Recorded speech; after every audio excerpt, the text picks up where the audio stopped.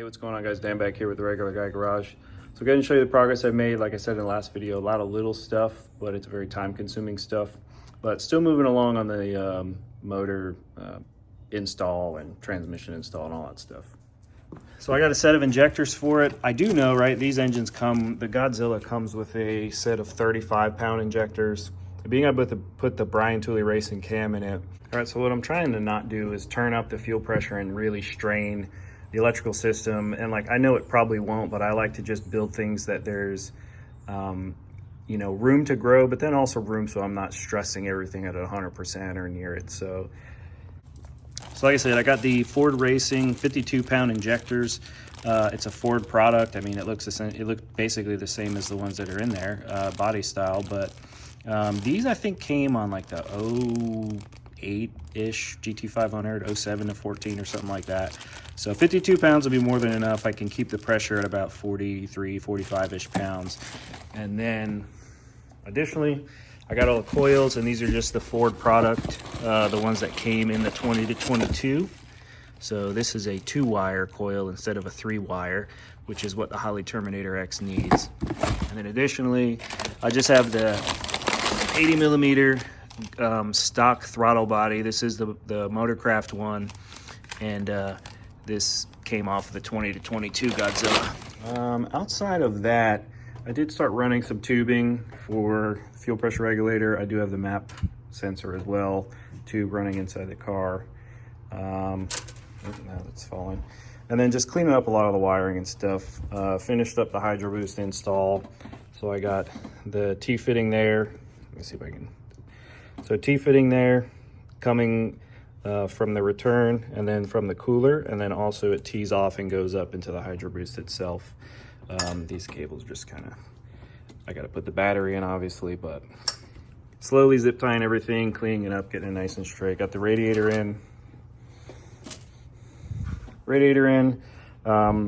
Probably gonna see if I can tighten these down a little more, snug them up, but a lot cleaner fit. And there's actually a good bit of room in there with the fans in. All that stuff's wired up, ready to go. So slowly coming along. All right, so these 52-pound injectors, they are a little bit shorter than the ones that came in the 7.3 stock. So what I had to do, if you notice on this side, right, you've got this kind of long spacer it's welded to the actual bracket or the fuel rail itself. So all I did was they're exactly a ½ inch longer. So I cut a ½ inch off the bottom and then basically put it at the top just to keep that, you know, bolt the same distance, and I didn't want to put a bunch of washers in it. And then I just had to make the injectors be oriented facing towards the valve covers. So instead of well, these are facing that way. Oh, I guess that's the way it was supposed to be the whole time. So I'm an idiot, but yeah, they're in there, they fit, you know, just a quick 10-ish minute kind of taking this or cutting this and then sanding off all the sharp edges and putting them back on. But yeah, they all fit nice, clip right in. So I'm gonna go ahead and move on to the other side. I've already got throttle body mounted, and I did have to flip it upside down because the motor here hits this bracket. But I mean, it fits perfectly fine. It's got this Holley intake. It has bolt holes. They're kind of offset to get it to fit. A little bit tight to this, so this may be a pain when I go to put in the upper radiator hose, but not a huge deal. But yeah, coming along together. I do have the coils too, as I showed you in the beginning, so I'll get to just putting the coils on. Once I get the headers, I'll put the headers on, and then after that, I'll fight with the wires to get those all on. So here's the difference in coils, and when you look at them side by side, there's not really any difference or whole much of a difference. But this is the one that came off, right? So this is a 3-wire, technically a smart coil. It has its own igniter in it, whereas this is a 2-wire. Let's see if I can. So there's 2 prongs in there, technically called a dumb coil, I guess is the official term. But really what this is this has its own igniter. These have actual coil drivers that plug into the Terminator X itself. So, and again, these are just the regular Ford ones. I got them from Summit. It's just essentially what came on this engine 20 through 2022. So, I mean, granted, this is a crate motor, which I wanted to do because I wanted a new motor. I didn't want to buy something, throw a cam in it, and then find some hidden problem. But if you can find a very low mile 20 to 22, you won't have to buy the extra throttle body, buy the, you know, additional coils. And or the Terminator X does have, like I said, that harness that you can use the smart coils.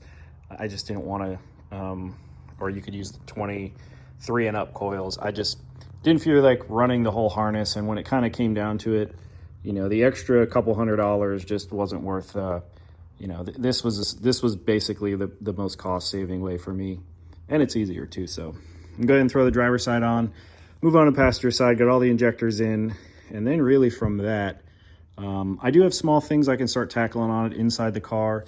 But really what I want to do is get all of my wiring and stuff situated here nice and neatly, start zip tying stuff up, and really make this look a lot more presentable.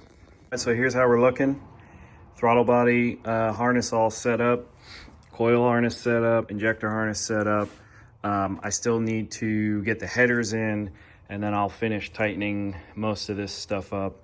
It's crazy because it looks like a rat's nest in the video, but when you actually see it in person, it's really, you know, it's as clean as I could really get it with all the stuff I got going on. So really good enough for me.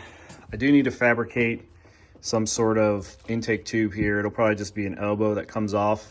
And I've got enough room here where I can fit maybe like a 3 or 3. I could fit something in here and then sneak it through here. Again, I'm probably going to shorten this hose. This is just there for now. And then get it through and out this fender well, so it's actually cool air coming in. And then I can put my little plate here, which I may have to open up the hole that I have for a little bit, so that'll be mostly clean. And then this side, this is the manifold air temperature sensor. I'll still have to plumb that into the intake tube. And then once, I'm really waiting to get the header in on this side because it's a little tighter up top over here. Well, it's about as tight on both sides, but then I'll start kind of zip tying and securing all these, and it should flow together nicely. But also do need to get the air conditioning in, and then I can start tucking these away and kind of get them situated how I want them to. But plenty of room. It does look tight, but there is absolutely plenty of room to fit what I need to fit in here. But yeah, coming along nicely. I am going to wait to get the headers in before I put the transmission in, and the reason being I want to make sure I don't have to actually lift this engine up, and if I do, my plan is just to basically take one bolt out, lift it up a little bit, sneak the header in, bolt it down, let it back down, and then do the same on the other side, which I did have to do on, I had a 2015 Coyote that I put long tube headers in, and a 2017. Not the toughest thing in the world, but I'd rather do it with the transmission out. But also too, when I get them in, I'll see if I have enough room to get just the TKX in. It's just the actual transmission portion. The bell housing's already in. So I do think I'll have some room, but I don't know what this header design looks like. So, you know, we'll have to wait and see. As far as radiator hoses, what I'll have to probably do, and I did it on the LS3 Trans Am that I had, the 78, is what I'll probably do is just a straight piece coming off and then get some sort of 90-degree elbow steel, or maybe like some sort of a 45 that comes off. I also do need to maybe sneak it underneath this.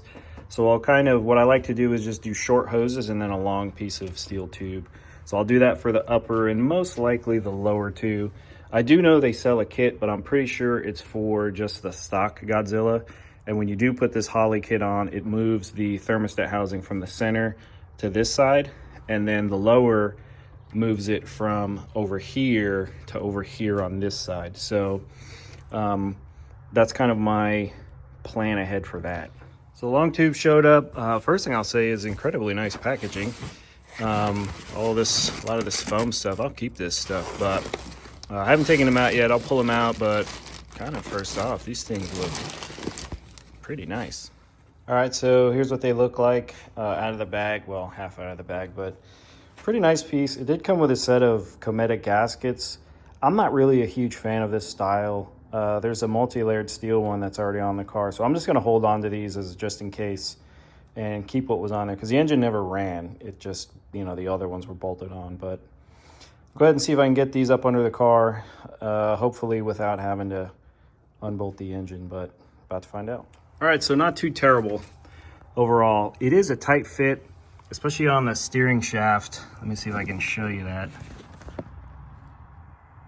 If you can see, so I kind of was going back and forth, and let me get a light. All right, so if you can see the shaft right now, the collar just barely touches.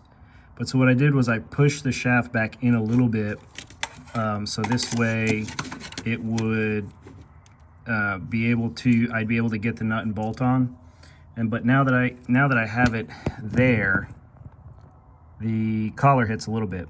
So what I'm going to do is tighten it down, and then I think if I pull the shaft forward, maybe, you know, the tiniest bit, it'll be just enough to where it won't touch right there. And then as the nut gets run all the way down, as I spin the shaft, I can't really get my hand down there because of the light and I'm holding the phone. But as I spin the shaft, it shouldn't touch that tube. I think if anything, what I'll do is I'll just put a nice small dent in that header, like a very, very small one, and be good to go at the end of the day. The other thing that's maybe in my head is I leave it like that because it fits, and then I just grind a little bit on this edge, you know, just kind of grind it down. You know, that really, I mean, it is barely touching it. So I think I've got some wiggle room. I also might be able to get the shaft over this way more, because I think inside you have a little bit of room to where you can go left and right. But either way, putting those headers on wasn't too bad. Now they're not easy by any means, but if you've ever done headers on a Coyote, S550 Coyote, 100 times harder. Those will take you all day. I think the quickest I've ever done one of those is like 5 hours. I got this header on in like 45 minutes, tightened down and everything. So a little bit, you know, you'll need some extensions and swivel sockets and deep sockets and stuff, but not bad at all, at least for the driver's side. Passenger side, about to maybe make me eat my own words. All right, so update on my current status. I do feel like I'm gonna have to cut this bracket at some point, but I'm trying to see if I can sneak the header in. I've got the engine unbolted just on this side, and I'm trying to tip it this way.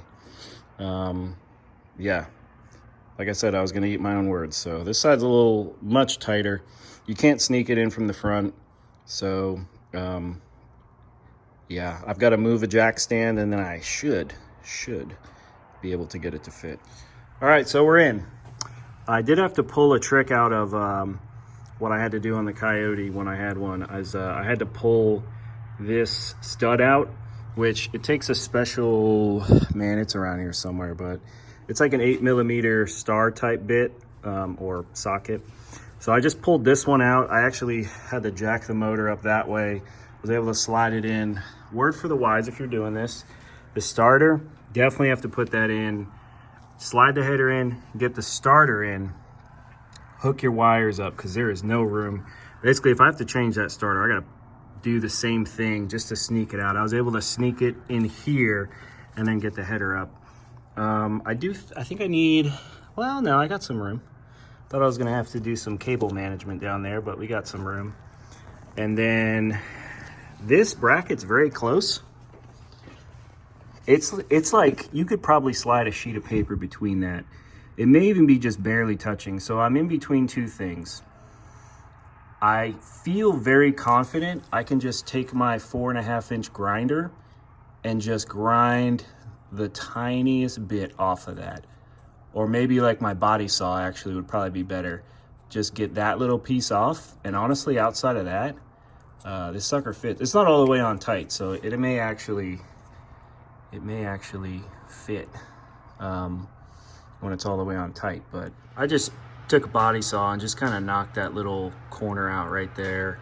And I mean, I tried with everything I could to get this engine, you know, because when I put the trans in, it'll probably come back up a little bit. But I mean, might as well be miles of clearance, plenty of clearance. So yeah, I mean, the headers fit really well. This side's going to be much easier to do plugs on. One thing I forgot to mention just before is I took this stud out and then also this one, and I had to undo this coil, and with the motor in and tilting it up, then I was able to sneak the header in from the top. And really where it kind of gets caught is on the frame right there, and then obviously this bracket, but then also a little bit over here. But you know, basically with putting the I took one of the spark plugs out too. I think it's this one right here, number, what is that, 5, 6 or 2, I guess. So just kind of taking a couple small things off, and like I said, jacking the engine up from the back and then from the front, and then so on and so forth. Eventually get it in there. And now, I mean, I haven't mocked up the sway bar yet, but yeah, it looks like I'll be able to sneak that on. I didn't paint these or anything because I wasn't sure if I was going to keep them on or take them off, but I'll be sure to get a good cleaning on them, and then you know, get like a nice coat of just regular black spray paint on them to keep them from rusting up. But it can be done. And then the starter wire down there, plenty of clearance, but what I'm going to do is put a small amount of just heat wrap around that wire right there. There's enough room from the bottom.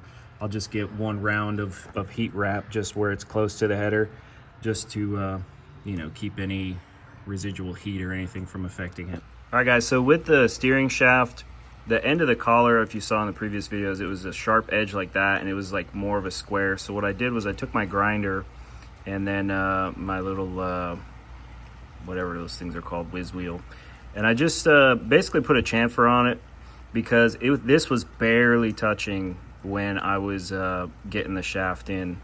So, and of course I'm a dumbass and I hit the shaft a couple times with the grinder, but whatever, let's not look at that.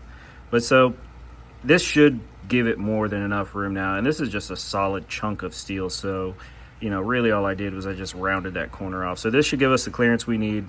If I do need a longer double D shaft, because it was kind of getting kind of close to the end of it, or at least the end of where the notch is, I do have another one, so I'll just you know, make a little bit longer of a shaft. But this should cure the problem. I shouldn't have to ding up the header or anything like that. I think this is going to be the cure right here.